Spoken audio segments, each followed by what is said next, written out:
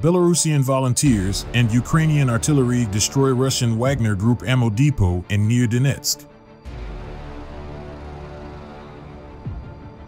This is the moment Ukrainian Territorial Defence Forces destroy Russian manpower and ammunition depot in the Donetsk region after occupiers are spotted hiding in a village house.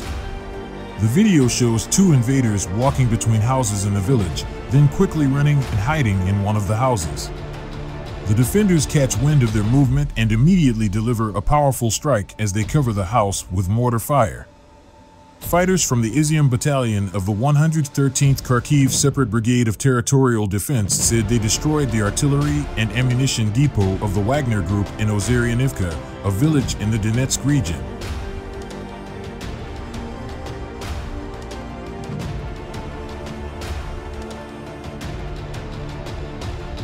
The Wagner Group is a Russian paramilitary organization, often depicted as the private army of Russian President Vladimir Putin, that has repeatedly been accused of committing war crimes and abusing human rights.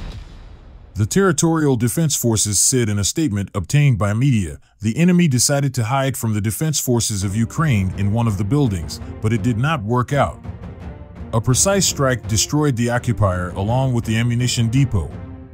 Aerial reconnaissance of the Nikita Krivtsov UAV unit of the Kalinovsky Regiment reportedly found the occupant's ammunition depot and the mortar emplacements in a warehouse somewhere in Ukraine.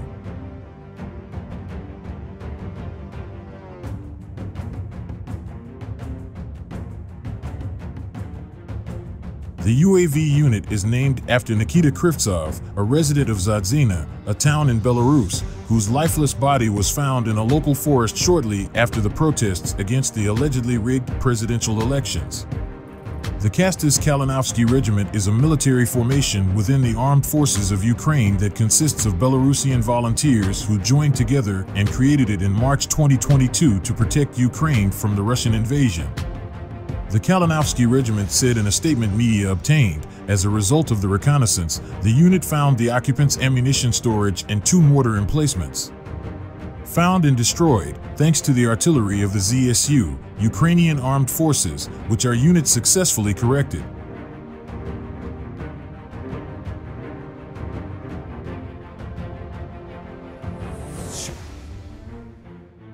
Ukrainian President Volodymyr Zelensky traveled to Washington, D.C. to meet with U.S. leaders on December 21st with a plea for military aid.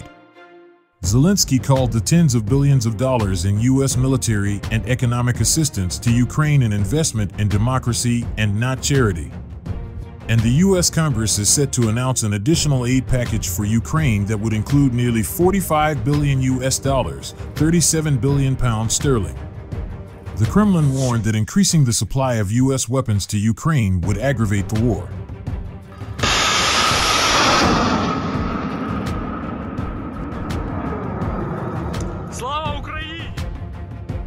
Russian Defense Minister Sergei Shoigu said that Russia needs to prepare an appropriate response to NATO's military expansion near Russian borders, including Finland's and Sweden's NATO membership aspirations, and proposed to expand the military.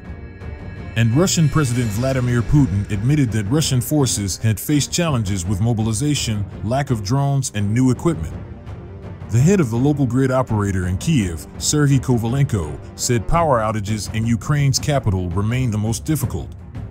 He added that the situation may improve if the remaining 40% of transformers do not get hit in new attacks.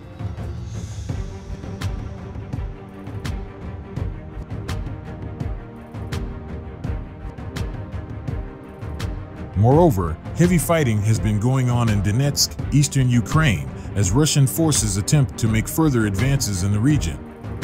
General Staff spokesperson Oleksandr Stupin said Ukrainian forces repelled attacks around more than 25 populated areas in the Kharkiv, Donetsk, and Luhansk regions. The bodies of 7 civilians, including a teenage girl, were found in a mass grave in the village of Pravdine in southern Ukraine, according to the Ukrainian defense minister. In other developments, the former Russian Deputy Prime Minister and former director of Russia's space agency Roscosmos, Dmitry Rogozin, was wounded in the Ukrainian bombing of a hotel in the Russian-controlled city of Donetsk.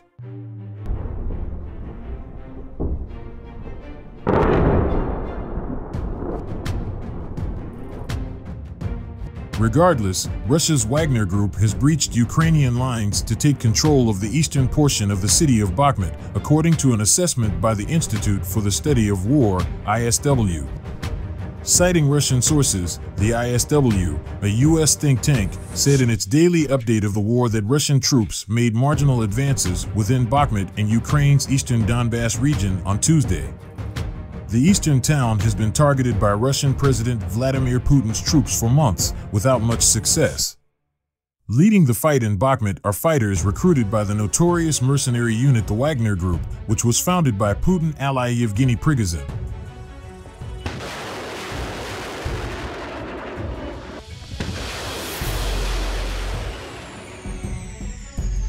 On Tuesday, Wagner Group forces broke through Ukrainian defensive lines in the eastern part of Bakhmut and established full control of the Bakhmut Champagne Winery and Siniat Enterprise, the ISW said, citing the pro-Russian Telegram channel Rybar.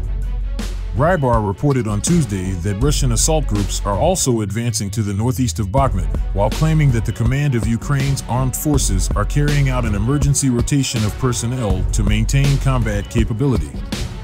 Russian millbloggers also claimed that Russian troops are advancing down several streets in the southeastern and eastern sectors of Bakhmut, the ISW noted.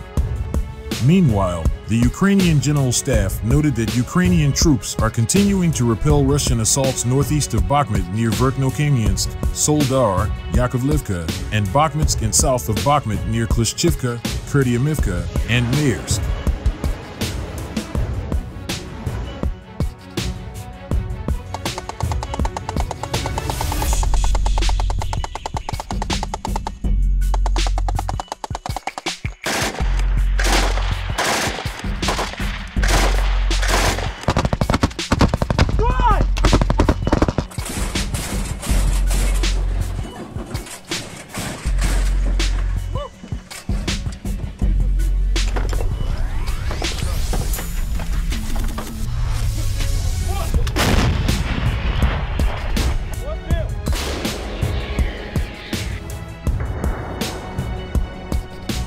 Есть разбойник.